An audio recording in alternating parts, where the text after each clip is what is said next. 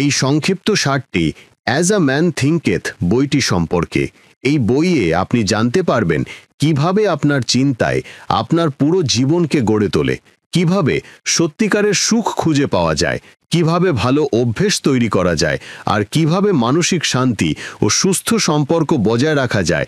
এই সব কিছুর চাবিকাঠি লুকিয়ে আছে আপনার নিজের ভাবনার মধ্যেই।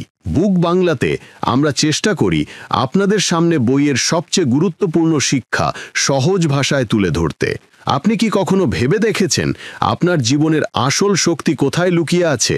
বাইরের দুনিয়ায়, টাকায়, সম্পর্কে, নাকি সেই ভাগ্যে যা নিয়ে আমরা প্রতিনিয়ত অভিযোগ করি? সত্যিটা হলো আসল শক্তি আমাদের চিন্তা ভাবনার মধ্যে লুকিয়ে আছে। ভাবুন তো, সকালে পরিষ্কার মন নিয়ে ঘুম থেকে উঠলেন, প্রতিটি চিন্তা ইতিবাচক শক্তিতে ভরপুর। আয়নায় নিজেকে দেখে আপনার মনে হচ্ছে, হ্যাঁ, আজ আমি অসাধারণ কিছু করতে যাচ্ছি। কিন্তু বাস্তবতা হলো বেশিরভাগ মানুষ আয়নায় নিজেকে দেখে প্রথমে নিজের খামতিগুলো গুনতে শুরু করে। কেউ বলবে আমার কাছে টাকা নেই, কেউ ভাববে আমার দক্ষতা নেই, আর কেউ ভয়ের জালে আটকে থাকবে। ধীরে ধীরে এই চিন্তাই আমাদের জীবনকে রূপ দিতে শুরু করে। ভেবে দেখুন, যখন আপনি ভাবেন আমি কিছুই করতে পারবো না, তখন আপনার মন সেভাবেই কাজ করতে শুরু করে।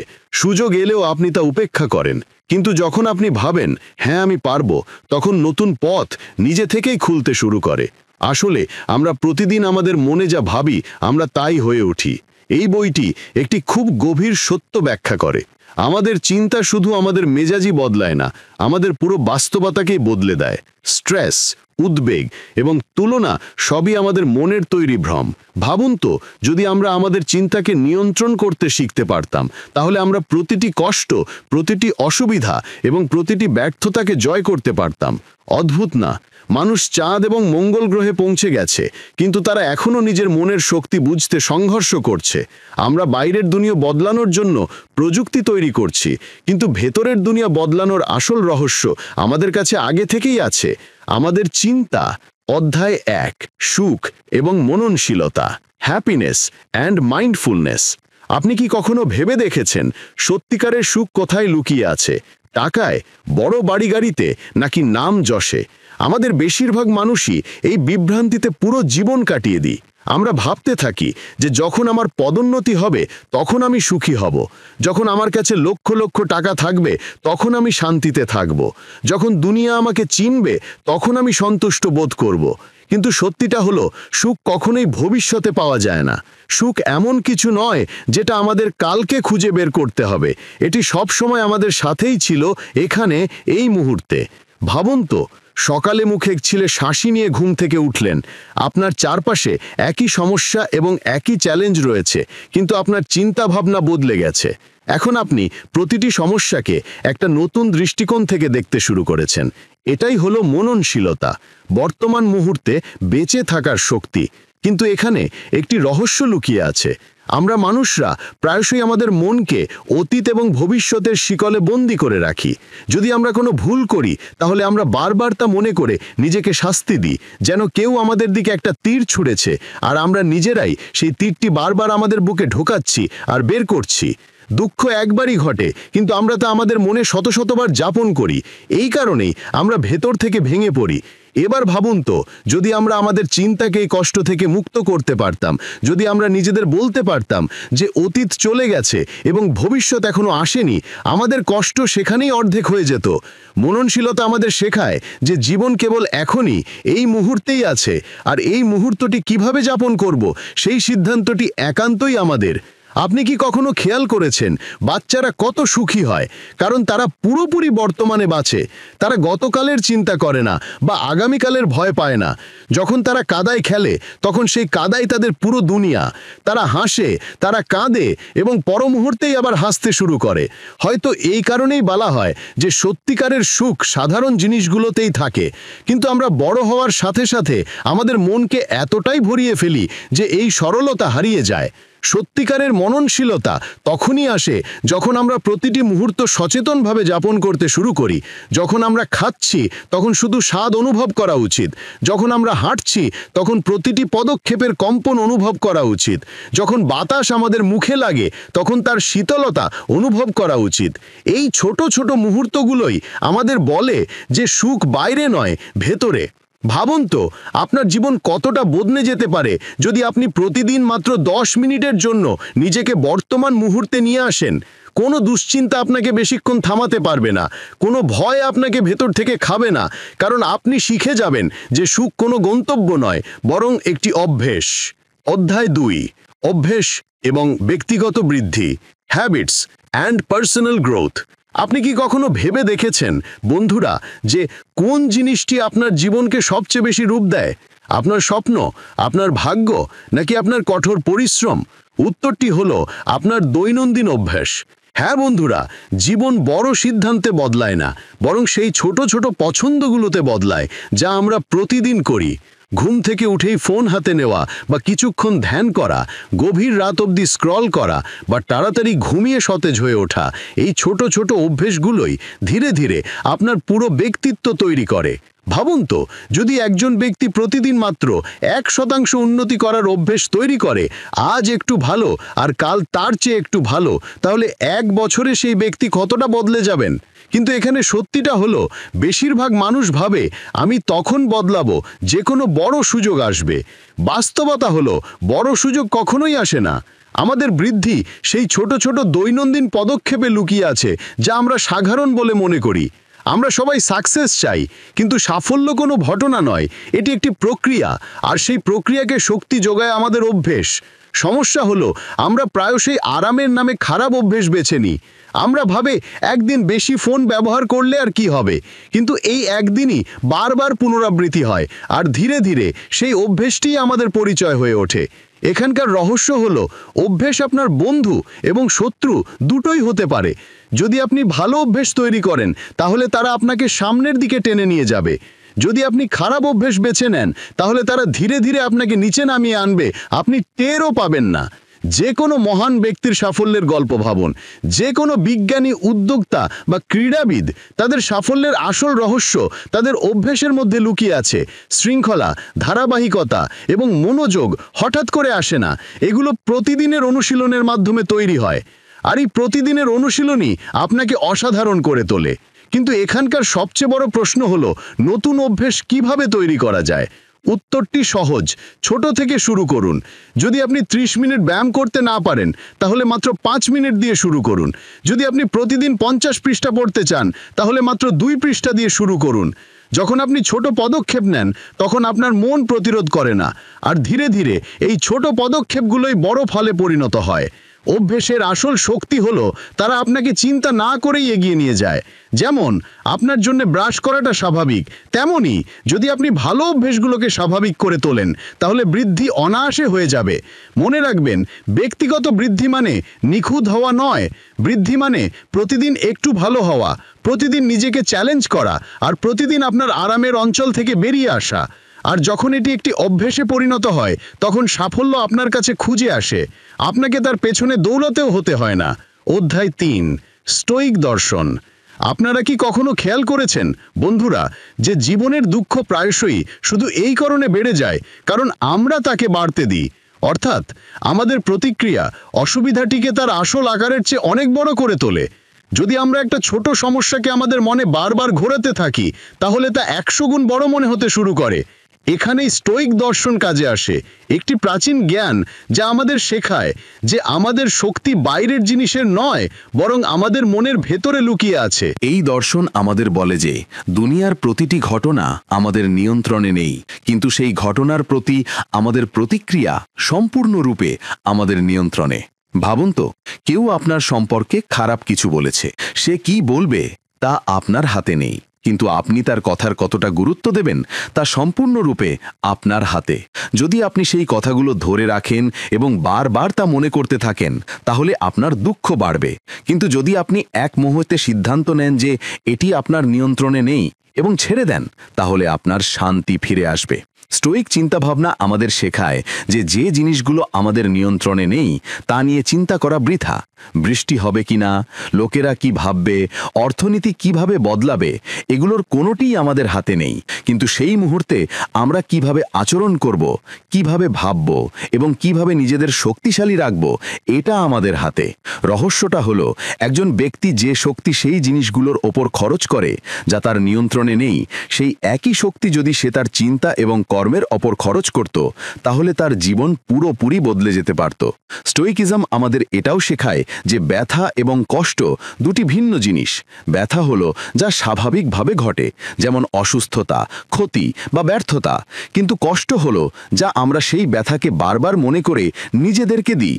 অর্থাৎ দুনিয়া আমাদের দিকে একটি তীর ছুঁড়েছে, কিন্তু আমরা নিজেরাই আমাদের মন থেকে আরও 100টি তীর ছুঁড়তে থাকি। এবার ভাবুন তো, যদি আপনি শুধু সেই একটি তীর অনুভব করতেন এবং বাকিগুলো ছোড়া বন্ধ করে দিতেন, জীবন কতটা সহজ হয়ে যেত।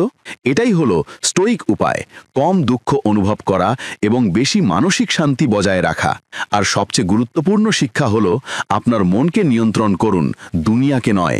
কারণ দুনিয়া কখনোই আপনার কথা মতো চলবে না, কিন্তু আপনার মন, আপনার চিন্তা এবং আপনার পছন্দ সবই আপনার। যদি আপনি এগুলোর ওপর প্রভুত্ব করতে পারেন, তাহলে বাইরের বিশৃঙ্খলা আপনাকে বিরক্ত করতে পারবে না। স্টোইক দর্শন কোনো শুষ্ক তত্ত্ব নয়, এটি একটি জীবন্ত অভ্যাস। যখন আপনি ট্রাফিকে আটকে রাগে জ্বলছেন, তখন স্টোইকিজম আপনাকে বলে, এটা কি তোমার নিয়ন্ত্রণে আছে? উত্তর হলো না। তাহলে নিজেকে কেন পোড়াবে? যখন আপনি কোনো ক্ষতিতে ভেঙে পড়েছেন, তখন স্টোইকিজম বলে, এই ক্ষতিকে বদলানো তোমার হাতে নেই, কিন্তু এটিকে মর্যাদার সাথে গ্রহণ করা তোমার হাতে আছে। অধ্যায় 4, মানসিক স্বাস্থ্য, মেন্টাল হেলথ। আপনি কি কখনো অনুভব করেছেন যে বাইরে সবকিছু ঠিকঠাক থাকা সত্ত্বেও ভেতরে সবকিছু এলোমেলো মনে হচ্ছে? মুখে হাসি আছে, কিন্তু মনটা ভারাক্রান্ত। লোকেরা আপনাকে সফল মনে করে, কিন্তু রাতে বিছানায় শুয়ে একটা শূন্যতা আপনাকে খোঁচা দেয়। এটাই হলো মানসিক স্বাস্থ্যের গল্প। আমরা প্রায়শই ভাবি যে স্বাস্থ্য কেবল শরীরের সাথে সম্পর্কিত, শরীর ঠিক থাকলে সবকিছু ঠিক। কিন্তু আসল সত্যিটা হলো, শরীরের চেয়েও মনের স্বাস্থ্য বেশি গুরুত্বপূর্ণ। কারণ মন যখন ট্রাভেল থাকে, তখন শরীরও ধীরে ধীরে অসুস্থ হতে শুরু করে। স্ট্রেস, উদ্বেগ এবং অতিরিক্ত চিন্তা শুধু আবেগ নয়, এগুলো ধীরে ধীরে আমাদের জীবনকে ভিতর থেকে খেয়ে ফেলে। এমন একজন ব্যক্তির কথা ভাবুন যে প্রতিদিন অনুভব করে যে সে যথেষ্ট নয়। সে যতই কাজ করুক বা অর্জন করুক না কেন, তার তবুও মনে হয় যে সে অন্যদের থেকে পিছিয়ে আছে। এই চিন্তাটি ধীরে ধীরে হতাশায় পরিণত হয়। আর সবচেয়ে ভয়ের ব্যাপার হলো, এই সব কিছুই ভিতরে ভিতরে ঘটে। বাইরে থেকে ব্যক্তিটিকে স্বাভাবিক দেখায়, কিন্তু ভেতরে সে ভেঙে পড়েছে। মানসিক স্বাস্থ্যের সবচেয়ে বড় শত্রু হলো তুলনা। যখন আমরা আমাদের জীবনকে অন্যদের হাইলাইট রিলের সাথে তুলনা করি, তখন আমরা সবসময় নিজেদের ছোট মনে করি। সোশ্যাল মিডিয়া এই বিষকে আরও বাড়িয়ে দিয়েছে। প্রতিদিন আমরা অন্যদের নিখুঁত ছবি দেখি আর ভাবি আমাদের জীবনটা অমন নিখুঁত কেন নয়। কিন্তু সত্যিটা হলো, প্রত্যেক ব্যক্তিই নিজের স্তরে নিজের সংগ্রাম লড়ছে। তারা শুধু সবকিছু দেখায় না। এখানকার রহস্যটা হলো, যে জিনিসটা আমাদের অনুপ্রাণিত করার কথা ছিল, সেটাই আমাদের ভাঙতে শুরু করে। আর আমরা ভুলে যাই যে আমাদের মূল্য অন্য কারো সাফল্যের চেয়ে কম বা বেশি নাই। আমাদের মূল্য নির্ধারিত হয় আমরা নিজেদেরকে কিভাবে দেখি তার দ্বারা। মানসিক স্বাস্থ্যকে শক্তিশালী করার প্রথম পদক্ষেপ হলো স্বীকৃতি, অর্থাৎ এটা মেনে নেওয়া যে হ্যাঁ, আমিও মানুষ এবং আমারও দুর্বলতা আছে। আর এই দুর্বলতা থাকাটা কোনো পাপ নয়। আসলে যে ব্যক্তি তার দুর্বলতাকে চেনে, সেই আসল শক্তি খুঁজে পায়। দ্বিতীয় পদক্ষেপ হলো আত্মযত্ন। এটা শুধু স্পাতে যাওয়া বা সিনেমা দেখা থেকে আসে না। আত্মযত্ন মানে নিজেকে সেই সময় দেওয়া যা আপনার আত্মাকে সুস্থ রাখে। কখনো একা বসা, ডায়েরি লেখা, ধ্যান করা বা শুধু প্রকৃতিকে অনুভব করা। ছোট ছোট মুহূর্তগুলোই আপনার মনকে রিচার্জ করে। আর সবচেয়ে বড় রহস্যটা হলো, মনের কথা চেপে রাখবেন না। আমরা প্রায়শই আমাদের অনুভূতিগুলো ভিতরে চেপে রাখি, কারণ আমরা ভয় পাই লোকে কি ভাববে। কিন্তু সত্যিটা হলো, অনুভূতি চেপে রাখাটা আগুন ঢাকার মতো। বাইরে থেকে হয়তো দেখা যাবে না, কিন্তু তা ধীরে ধীরে ভিতরে সব কিছু পুড়িয়ে দেয়। কথা বলা, শেয়ার করা এবং আপনার আবেগগুলোকে বের করে দেওয়াটাই নিরাময়ের শুরু। অধ্যায় 5 সম্পর্ক। আপনারা কি কখনো খেয়াল করেছেন বন্ধুরা যে একজন মানুষের পক্ষে একা সবকিছু অর্জন করা প্রায় অসম্ভব? আমাদের জীবনের আসল শক্তি আমাদের সম্পর্কের মধ্যে লুকিয়ে আছে। আমরা যতই সফল হই না কেন, যদি আমাদের আনন্দ এবং দুঃখ ভাগ করে নেওয়ার জন্য পাশে কেউ না থাকে, তাহলে সেই সাফল্য অসম্পূর্ণ থেকে যায়। সম্পর্ক হলো আমাদের জীবনের সেই অদৃশ্য সুতো যা আমাদের সংযুক্ত রাখে। কিন্তু সত্যিটা হলো, আজকের যুগে যদি কিছু সবচেয়ে দুর্বল হয়ে থাকে তা হলো সম্পর্ক। মানুষ কাছে আসে কিন্তু তারপর দূরে সরে যায়। পরিবারের সাথে বসেও আমরা আমাদের ফোনে হারিয়ে থাকি। বন্ধুত্ব, ভালোবাসা এবং স্নেহ সবই ধীরে ধীরে ম্লান হয়ে যাচ্ছে। এমন একজন ব্যক্তির কথা ভাবুন যার কাছে সব কিছু আছে, টাকা, নাম এবং ক্ষমতা, কিন্তু তার একটিও হার্টফেল্ট সম্পর্ক নেই। যখন সে রাতে তার ঘরে একা বসে, তখন শূন্যতা তাকে খোঁচা দিতে শুরু করে। এই শূন্যতা এতটাই গভীর যে দুনিয়ার কোনো বিলাসিতাই তা পূরণ করতে পারে না। সম্পর্কের আসল সৌন্দর্য হলো তারা আমাদের যা দেয় তা অন্য কিছুই দিতে পারে না। একতার বোধ, উষ্ণতা এবং নিঃস্বার্থ সমর্থন। কিন্তু সমস্যা তখনই দেখা দেয় যখন আমরা সম্পর্ককে স্বাভাবিক বলে ধরে নিই। আমাদের মনে হয় যে সেই মানুষগুলো সবসময় আমাদের সাথে থাকবে, কিন্তু যখন আমরা বারবার তাদের উপেক্ষা করি এবং তাদের আঘাত করি, তখন তারাও ধীরে ধীরে দূরে সরে যায়। রহস্যটা হলো এখানেই। একজন মানুষ ভাবে যে সম্পর্ক নিজে থেকেই চলতে থাকবে, কিন্তু বাস্তবিকতা হলো প্রতিটি সম্পর্ককে লালন করতে হয়। যেমন একটি গাছকে প্রতিদিন জলের প্রয়োজন, তেমনি সম্পর্ককেও প্রতিদিন যত্ন এবং সম্মানের প্রয়োজন। সবচেয়ে বড় ভুল ধারণা হলো ভালোবাসা শুধু কথায় প্রকাশ করা হয়, কিন্তু সত্যিকারের ভালোবাসা কথায় নয়, কাজে দেখানো হয়। একটি ছোট্ট সাহায্য, মন দিয়ে কথা শোনা, একটি সত্যিকারের হাসি, এই সব কিছুই সম্পর্ককে গভীরভাবে সংযুক্ত করে। আর এই ছোট ছোট জিনিসগুলোই জীবনকে অর্থময়ী করে তোলে। কিন্তু সম্পর্কের সবচেয়ে বড় বিষ হলো অহংকার। যখন আমি এবং তুমির লড়াই বেড়ে যায়, তখন আমরার শক্তি ভেঙে যায়। অহংকার ধীরে ধীরে প্রতিটি সম্পর্ককে ভিতর থেকে খোকলা করে দেয়। আর যখন আমরা বুঝতে পারি, তখন প্রায়শই অনেক দেরি হয়ে যায়। সুস্থ সম্পর্ক মানে নিখুঁত সম্পর্ক নয়। প্রতিটি সম্পর্কেই মতবিরোধ এবং ভুল বুঝাবুঝি হয়, কিন্তু একটি শক্তিশালী সম্পর্ক হলো সেইখানে যেখানে মানুষ তাদের অহংকার ছেড়ে দিয়ে আবার একে অপরের কাছে পৌঁছায়, যেখানে ভুল স্বীকার করাটা দুর্বলতা নয়, বরং সম্পর্ক বাঁচানোর শক্তি। অধ্যায় 6 মানুষ মনস্তত্ত্ব। একটু ভাবুন তো বন্ধুরা, পৃথিবীর সবচেয়ে বড় যুদ্ধক্ষেত্র কোথায়? কোনো যুদ্ধক্ষেত্র, কোনো রাজনৈতিক মঞ্চ, নাকি কোনো ব্যবসায়িক সাম্রাজ্যের বাজার? না, আসল যুদ্ধক্ষেত্র আমাদের মনের ভেতরে। আমাদের প্রতিটি জয় এবং প্রতিটি পরাজয় প্রথমে সেখানেই নির্ধারিত হয়। আর এই যুদ্ধক্ষেত্রের নাম হলো মানব মনস্তত্ত্ব। আমরা মানুষরা প্রায়শই ধরে নিই যে আমরা যুক্তিবাদী প্রাণী, কিন্তু সত্যিটা হলো আমাদের বেশিরভাগ সিদ্ধান্তই আসে আবেগ এবং অবচেতন মন থেকে। অর্থাৎ আমরা অনুভব করি যে আমরা পরিষ্কার মন নিয়ে সঠিক জিনিসটি বেছে নিচ্ছি, যেখানে বাস্তবে আমাদের লুকানো বিশ্বাস এবং ভয় আমাদের নিয়ন্ত্রণ করছে। একজন ট্রেডারের কথা ভাবুন যে শেয়ার বাজারে বিনিয়োগ করে। সে কৌশল জানে এবং সংখ্যা বোঝে, কিন্তু যেই বাজার পড়ে যায়, ভয় তার মনের ওপর চেপে বসে। সে আতঙ্কিত হয়ে ভুল সিদ্ধান্ত নেয়। এখানে তার পরাজয় তার জ্ঞানের কারণে নয়, বরং তার মনস্তত্ত্বের কারণে। এই একই মনস্তত্ত্ব প্রতিটি ক্ষেত্রে কাজ করে, তা কেরিয়ার হোক, সম্পর্ক হোক বা ব্যক্তিগত বৃদ্ধি হোক। মানব মনস্তত্ত্ব আমাদের বারবার একটা জিনিস শেখায়, উপলব্ধি বাস্তবতা। যদি আপনি অনুভব করেন যে দুনিয়া আপনার বিরুদ্ধে, তাহলে আপনি প্রতিটি পরিস্থিতিকে সেই লেন্স দিয়েই দেখবেন। কিন্তু যদি আপনি অনুভব করেন যে প্রতিটি পরিস্থিতি উন্নতির জন্য একটি সুযোগ, তাহলে সেই একই দুনিয়া আপনার জন্য সহায়ক হয়ে উঠবে। রহস্যটা এখানেই। জীবন বাইরে থেকে যেমন দেখায় তেমন নয়, এটি তাই যা আমাদের মনের ব্যাখ্যা তাকে বানায়। অর্থাৎ দুনিয়া বদলার আগে আমাদের চিন্তা বদলাতে হবে। আমাদের মনস্তত্ত্বের সবচেয়ে বড় ফাঁদ হলো কনফার্মেশন বায়াস। অর্থাৎ আমরা সেই জিনিসগুলো দেখতে এবং বিশ্বাস করতে পছন্দ করি যা আমাদের পুরনো চিন্তার সাথে মেলে। যদি কেউ অনুভব করে যে সে দুর্ভাগ্য, তাহলে সে প্রতিটি ছোট সমস্যাকে তার দুর্ভাগ্যের সাথে যুক্ত করবে এবং প্রতিটি সুযোগকে উপেক্ষা করবে। ধীরে ধীরে এই বিশ্বাসটিই তার বাস্তবে পরিণত হবে। কিন্তু যদি কেউ তার মনকে রিপ্রোগ্রাম করতে পারে, তাহলে তার দুনিয়া বদলে যেতে পারে। আর এটাই হলো মানব মনস্তত্ত্বের সবচেয়ে আশ্চর্যজনক শক্তি। আমরা যা বারবার ভেবে এবং অনুভব করে আমাদের মনকে খাওয়াই, আমাদের মন তাই তৈরি করে। এই কারণেই আত্মসচেতনতা এত গুরুত্বপূর্ণ। যখন আপনি আপনার মনের কৌশলগুলো বোঝেন, তখন আপনি তার দাস হয়ে থাকেন না। আপনি জানেন কোন ভয়টা আসল আর কোনটা শুধু কল্পনা, কোন সীমাবদ্ধতাটা সত্যি আর কোনটা শুধু আপনার মনের তৈরি ভ্রম। কিন্তু এখানে আরও একটি গভীর সত্য লুকিয়ে আছে। আমরা সঠিক হওয়ার চেয়ে সঠিক অনুভব করতে বেশি চাই। অর্থাৎ অনেক সময় আমরা আমাদের ভুল বিশ্বাসের সাথে লেগে থাকি, কারণ আমাদের মনে হয় যে সেগুলো ছেড়ে দিলে আমাদের অহংকারে আঘাত লাগবে।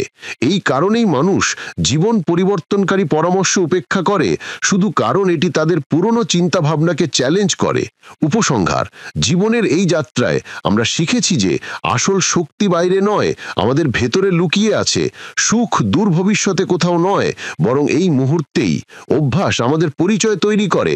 স্টোয়িক চিন্তাভাবনা আমাদের শেখায় যে দুঃখের চেয়ে আমাদের প্রতিক্রিয়া আমাদের বেশি আঘাত করে। মানসিক স্বাস্থ্য আমাদের সবচেয়ে বড় বিনিয়োগ। সম্পর্ক আমাদের সেই উষ্ণতা এবং একাত্মতার অনুভূতি দেয় যা কোনো বিলাসিতা দিতে পারে না। এবং অবশেষে মানব মনস্তত্ত্ব আমাদের দেখায় যে আসল যুদ্ধক্ষেত্র আমাদের মন। তাহলে এখন একমাত্র প্রশ্ন হলো, আপনি আপনার চিন্তাকে কেমন বানাতে চান? ইতিবাচক, শক্তিশালী এবং মননশীল, নাকি নেতিবাচক এবং দুর্বল? কারণ সত্যিটা হলো, আপনি যা ভাবেন আপনি তাই হয়ে ওঠেন। এখন পছন্দ আপনার। যদি আপনি আপনার চিন্তা বদলান, আপনার দুনিয়া বদলে যাবে। সংক্ষেপে এই বইটি আমাদের শেখায় যে আমাদের চিন্তাই আমাদের বাস্তবতাকে তৈরি করে, আর মনকে নিয়ন্ত্রণ করার মাধ্যমেই আমরা সুখ, সফলতা এবং মানসিক শান্তি অর্জন করতে পারি। এই ছিল অ্যাজ আ ম্যান থিঙ্কেথ বইয়ের মূল শিক্ষা।